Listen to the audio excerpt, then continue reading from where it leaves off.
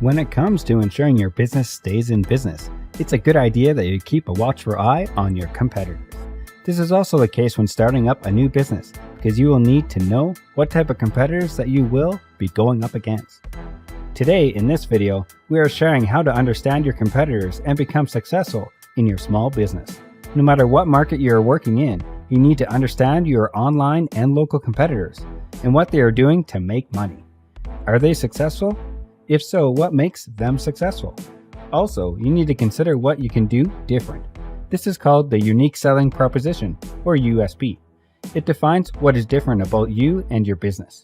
You must need to do strength, weakness, opportunity, threats analysis. To understand your competitors, you can perform a SWOT analysis. This is a good tool to analyze your competitors and yourself too. You should do this first before you even start up your business. Review your competitors' product offerings, price range, quality, and features. Then take a stock of your own product range, features, price, range, and quality. This will help you formulate your strategies to compete more efficiently.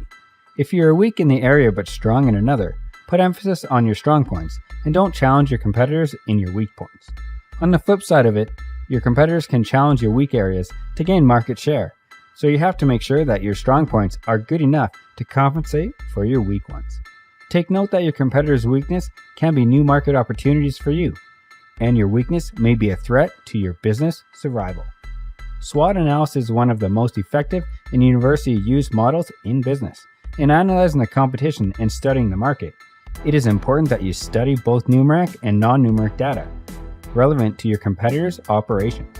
While it's important to diagnose the financial health of companies using such metrics as cash flow, growth, return on assets, and net profit margin, it is equally important to consider non-financial metrics. Other things that you can look at are the products and feedback.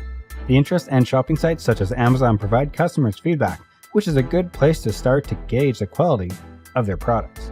The more you know about your competition and the better chance you will have competing against them. You must need to write a business plan and SWOT analysis to get success in your business.